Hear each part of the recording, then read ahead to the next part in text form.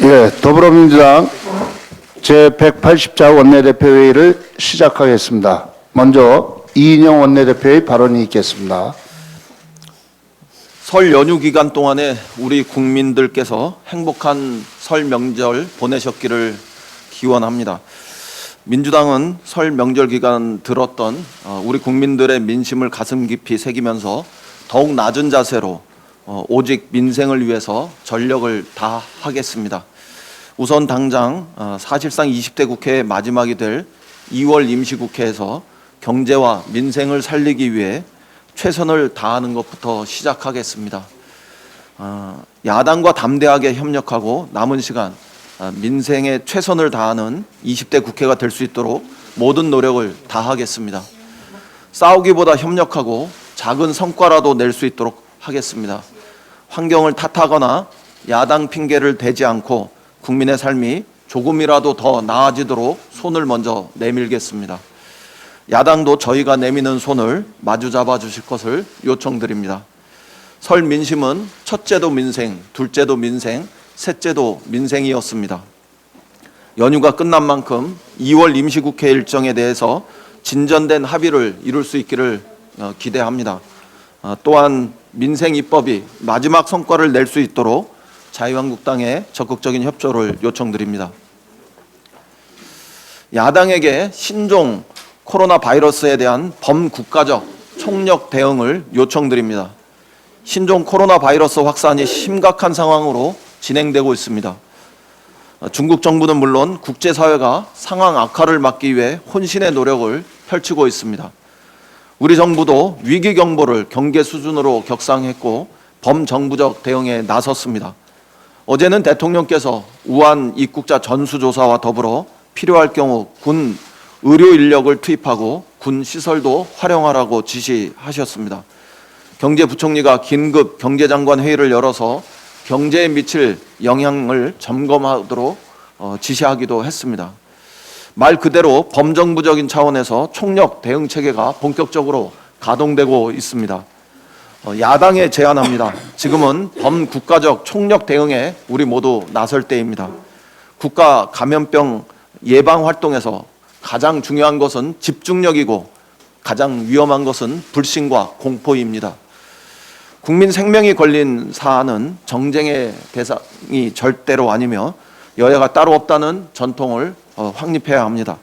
정부가 확립된 대응 체계에 따라서 일사불란한 조치를 취할 수 있도록 정치권이 적극 뒷받침할 수 있기를 바랍니다. 국민 불신을 키우는 발언은 줄이고 정부 방역 체계에 대한 국민의 신뢰도를 높이는 일에 우리 정치권이 함께 앞장설 수 있어야 하겠습니다. 정부도 우선 방역 활동에 집중하는 한편 국민이 불안해하지 않도록 국회와 긴밀히 협력하기 위해 노력해 줄 것을 요청합니다. 여건이 허락하는 대로 관련 상임위를 열고 국회 총력 지원 방안을 함께 논의하겠습니다.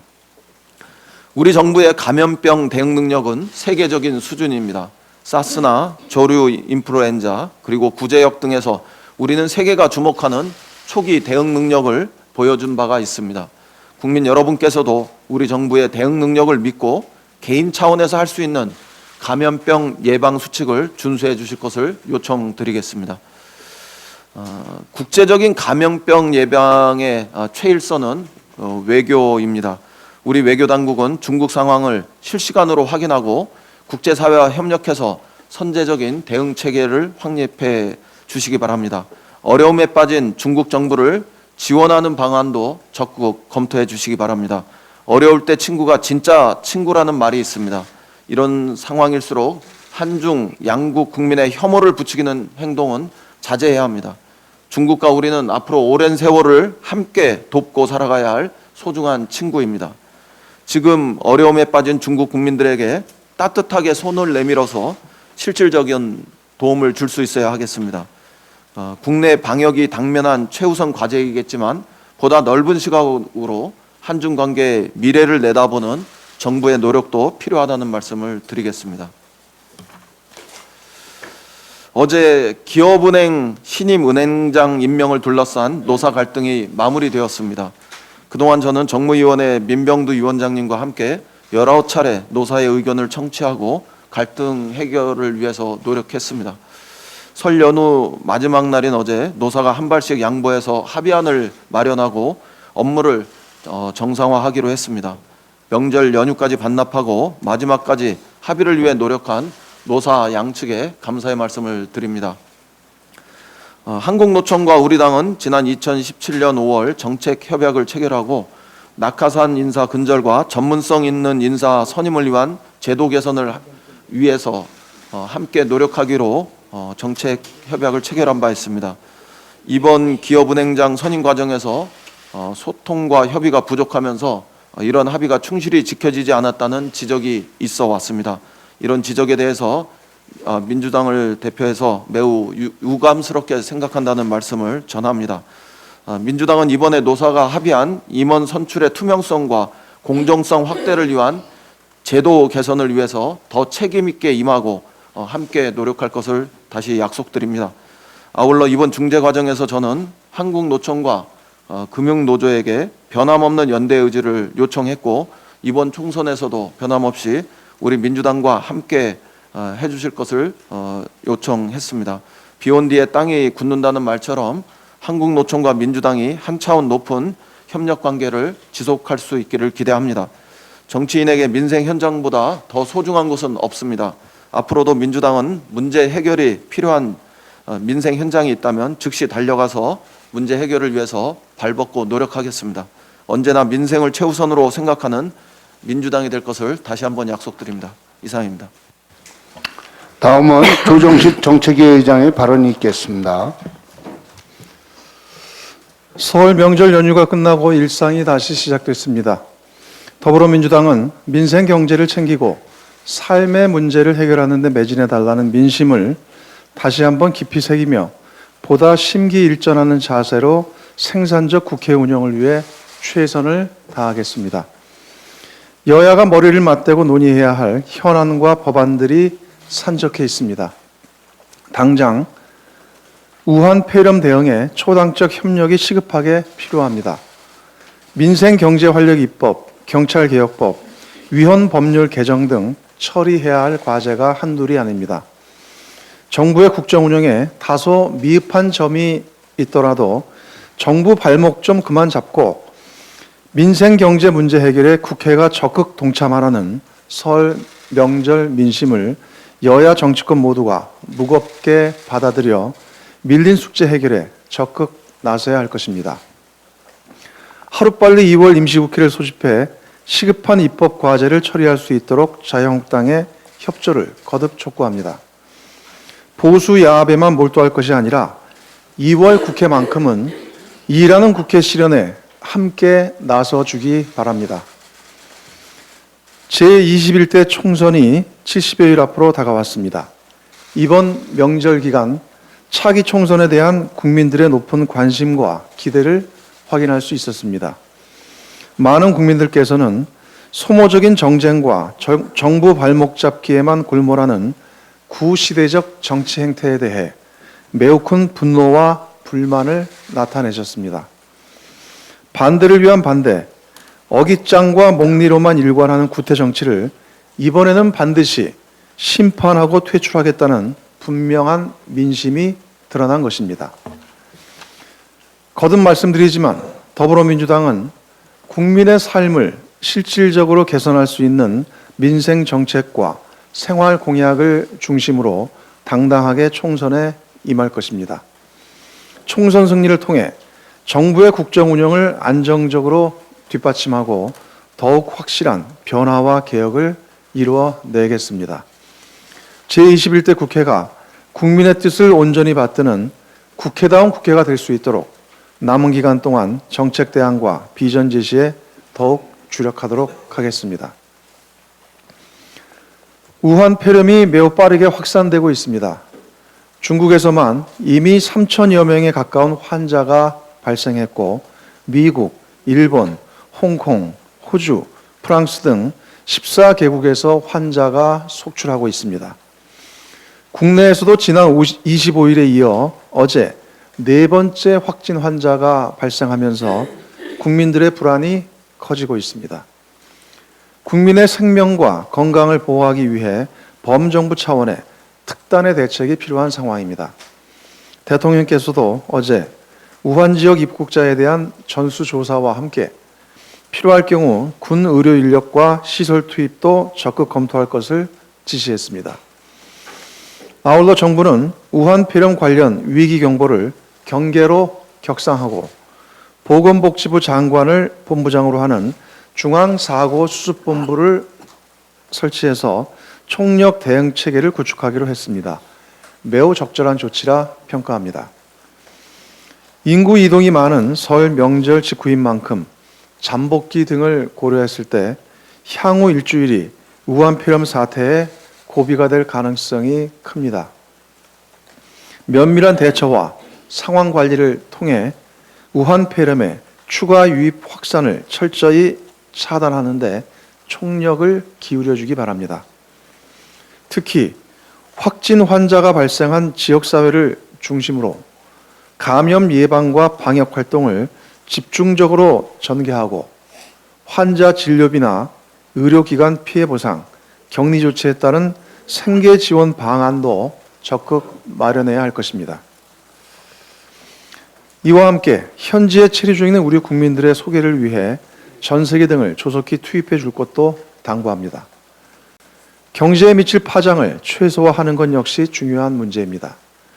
이번 일로 중국 시장이 위축될 경우 우리 경제에 적지 않은 타격을 줄 가능성이 있는 만큼 이에 대한 대비책 마련 또한 서둘러야 할 것입니다.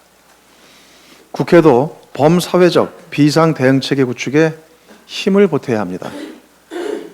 국민의 생명 및 안전과 직결된 이번 사태와 관련해 국회 차원에서도 정부의 방역 대책 추진을 적극 뒷받침해야 할 것입니다. 우한 폐렴 같은 신종 감염병의 경우 초동 대처가 매우 중요하기 때문에 이를 정쟁의 대상으로 삼아 정부의 방역 역량을 훼손하는 일이 있어서는 결코 안 될 것입니다. 최소한 이 문제에 있어서만큼은 여야가 따로 있을 수 없습니다. 특히 정부의 방역 노력을 지원하는 것과 함께 중장기적 차원에서 신종 감염병 대응 역량을 제고하기 위해 법사위에 계류 중인 검역법 처리도 서둘러야 할 것입니다. 더불어민주당과 정부는 우한 폐렴에 대한 효과적인 대응을 위해 방역 체계를 더욱 촘촘하게 구축하고 점검할 것입니다. 국민들께서도 정부를 믿고 이번 사태의 조속한 극복을 위해 적극적으로 협력해 주실 것을 당부드립니다. 이상입니다.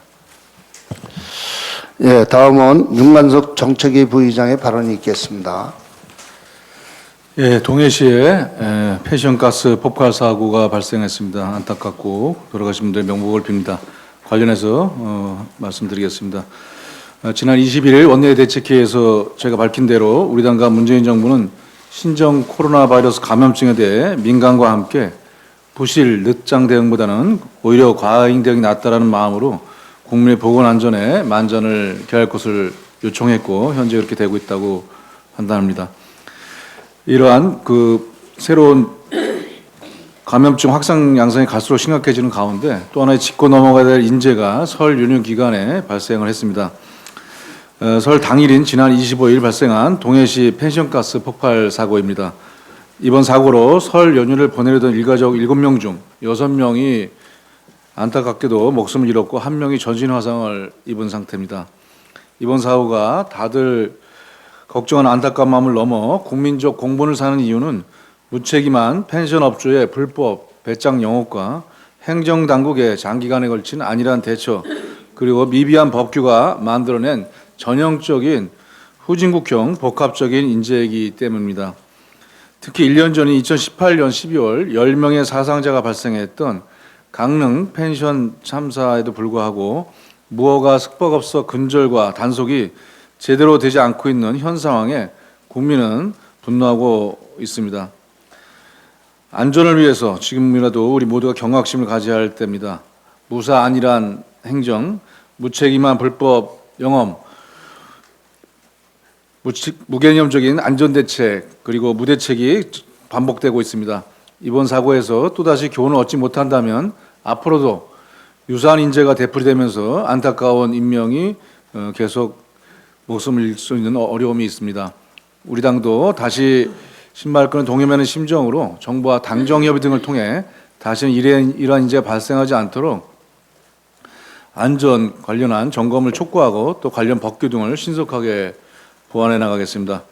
정책위 의장님께서 말씀하셨습니다마는 저희가 공약을 몇 가지 발표를 이미 했습니다. 핵심 공약으로 전국의 무료 와이파이 확대를 첫 번째로 발표를 했고 두 번째로는 벤처 창업 4대 강국을 발표를 했습니다. 내일 세 번째 핵심 공약 발표를 준비하고 있습니다. 또 설 연휴 직전부터 연휴 기간 동안에 민생 주요 공약으로 세 가지를 발표를 한 바가 있습니다. 소상공인, 자영업자에 대한 지원 대책과 두 번째는 건강 인센티브제 도입, 국민 건강보장 최선 공약. 그 다음에 세 번째는 빈틈없는 재난 대응 체계 구축과 국민 안전 제고를 위한 총선 공약 등을 발표한 상태입니다. 저희는 혁신, 공정, 미래, 포용, 평화, 안전의 큰 방향에 맞춰서 민심과 민생과 국민 눈높이에 맞는 공약들을 여당으로서 국정과제를 보완하고 또 성과 있는 부분을 지속적으로 확대해 나가면서 제출할 예정입니다. 많은 관심 부탁드리겠습니다. 이상입니다. 예, 다음은 서삼석 원내부대표의 발언이 있겠습니다. 서삼석 의원입니다. 국민 여러분, 흑산도를 아십니까? 바다가 육지라면 눈물은 없었을 것을 이는 그나마 낭만 있는 노래 가사의 일부입니다. 지금은 바다가 육지라면 목숨만은 잃지 않았을 것이라고 탄식하며 지내고 살아온 지역이 바로 흑산도입니다. 오늘은 이 흑산도를 말씀드리고자 합니다. 4,200명의 주민들이 2010년부터 2017년까지 기상악화로 반나절 이상 선박 결항 일수가 연평균 100여일에 달했고 2017년도에는 115일에 달해 1년 중 3분의 1이 육지와 연결이 단절된 상태에서 지금도 살고 있습니다. 이렇듯 자신들의 생명에 위협을 느껴도 속수무책으로 성남 파도와 무심히 흘러가는 구름만 쳐다볼 뿐입니다. 흑산도를 비롯한 섬 주민들은 이런 불편과 고통 속에 살면서도 일평생 자신들의 직업에 대한 정년, 봉급, 보너스, 휴가, 그 흔하다는 그 목욕탕, 극장 구경, 마트라는 그런 것을 접하지 못하고 심지어는 병원과 약국조차도 기억 속에서 멀어져가는 그런 삶을 살고 있는 것이 오늘날 흑산도 주민들의 또한 현실입니다. 단순히 주민들만 편리하자는 이동권 보장과 교통의 대체 수단을 넘어서 흑산도가 이치한 경우는 군사적으로도 전략적 요충지로서 육군, 해군, 공군 그리고 해경의 전진기지 역할로서도 충분한 가치가 있는 것입니다. 그래서 지금까지 줄기차게 흑산공항의 건설을 주장하고 요구해 오고 있던 것입니다. 흑산공항 건설은 이미 2013년도에 예비 타당성 조사를 완료하고 관련 사업비 1,833억 원 중 50억 원을 확보해 둔 상태에서 더 이상의 가시적인 진척이 없는 답답한 상태에 놓여 있습니다. 울릉도 경우는 사업비 6,633억 원으로 2025년 준공을 앞두고 있습니다. 국민 여러분, 흑산도와 울릉도에 사는 섬 사람들의 차이는 무엇이고 또 이 두 개의 섬의 다른 것은 무엇이겠습니까?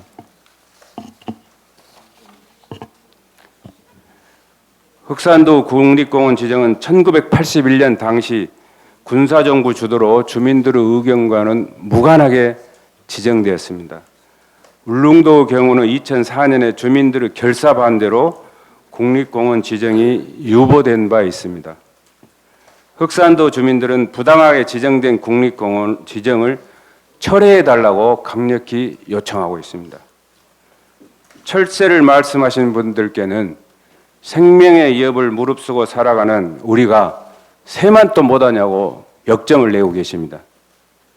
이웃 일본의 경우는 섬 지역 105개의 공항이 있고 그중 국립공원으로 지정된 곳에 6개의 공항이 운영되고 있습니다.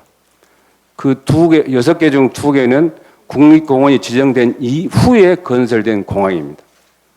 미국도 세계적인 철새에 도래진 뉴저지주 케이프메이 반경 100km 내에 40개의 소형 공항을 보유 운영하고 있습니다. 굳이 대통령 공약임을 말하지 않더라도 흑산공항 건설은 흑산도에 살고 있는 섬 주민들이 요구할 수 있는 가장 기본적인 평등권을 주장하는 것이고 담보되지 않은 목숨의 생명 유지를 위한 인권적 차원에서 봐달라는 눈물 섞인 호소이고 하소연의 일입니다. 더 이상 국가가 빈약한 명분과 논리로 공항 문제를 밀어두고 그 책임을 방기해서는 안 될 것입니다. 정부는 민생과 규제 완화의 대표적인 사례를 흑산공항에서 찾아야 할 것입니다. 흑산공항의 조속한 건설을 다시 한번 강력히 촉구합니다. 이상입니다. 예, 다음은 김종호 원내부대표의 발언이 있겠습니다. 경남 김해 김종호 의원입니다. 한미 방위비 분담 협상이 연말 시한을 넘기고 장기간 교착 상태입니다. 미국은 해외 훈련비 그리고 주한미군 배치비 등 항목을 추가하여 5배 인상을 무리하게 요구하고 있습니다. 한국은 특별협정 내에서 합리적이고 공평한 분담 원칙과 한자릿수 인상안을 고수하고 있습니다. 이런 가운데 최근 주한미군이 한국인 근로자의 무급 휴직을 예고하는 등 한국 협상팀을 압박하고 있습니다. 현재 한국의 국방비는 50조 1,527억 원, 7천억 원, GDP 대비 2.5%입니다. 일본은 54조 7천억 원, GDP의 0.9%에 불과합니다. 한국은 일본에 비해서 3배 높습니다. 미군의 주둔 병력 수도 한국은 28,500명이고 일본은 55,300명입니다. 2배나 한국이 적습니다. 한국은 이미 세계에서 가장 높은 수준의 미군 방위비를 부담하고 있습니다. 한국은 결코 무임승차하고 있는 것이 아닙니다. 주한미군 기지는 중국의 팽창을 억제하는 미국의 태평양 인도양 포위 전략상 가장 중요한 전진기지 역할을 수행하고 있습니다. 주한미군이 일방적으로 한국을 보호, 부양하고 있는 것이 아니라 오히려 한국이 주한미군을 실질적으로 부양하고 있고 미국의 이익에 크게 기여하고 있습니다. 한국 정부는 이미 페르시아만까지 청해부대의 작전 수역 확대에 동의했고 미국이 책임져야 할 주한미군 반환기지 환경 정합이 대략 1,100억 정도 된다고 보는데 이마저 부담하기로 했다고 알려지고 있습니다. 한국은 최근 10년간 7조 6천억 원 규모의 미국산 무기 수입을 했습니다. 한국은 미국산 무기 수입국 중에서 세계 3위입니다. 미국은 만족할 만한 무기 구매를 한국에 여전히 요구하고 있습니다. 한국은 미국의 봉이 아닙니다. 우리 정부는 방위비 분담 협상에서 더 이상 미국 이익 우선주의에 일방적으로 끌려가서는 안 됩니다. 한미 관계는 복잡한 여러 경제, 외교, 국방 현안들을 많이 있습니다. 주권 국가로서 종합적이고 국익의 관점에서 자주적 협상이 필요합니다. 특히 한반도 비핵화 평화협상 구축 협상도 교착 상태인데 미국이 워킹그룹을 통해 유엔 제재 밖의 남북 경제 교류 협력에 대해서도 사사건건 통제하고 있습니다. 사실상 내정 간섭을 하고 있습니다. 한미 간 방위비 분담 협상도 평화협상의 지렛대로 활용하는 것이 필요합니다. 정부는 주한미군 방위비 협상에서 우리 국민들의 90% 이상이 근거 없는 방위비 인상을 반대한다는 점을 결코 잊어서는 안 됩니다. 정부는 주권 국가로서 철저하게 국익 우선의 현명하고 지혜로운 대미 협상을 다시 한번 촉구합니다. 예, 지금부터 회의를 비공개로 전환하겠습니다. 언론인 여러분의 협조 부탁드리겠습니다.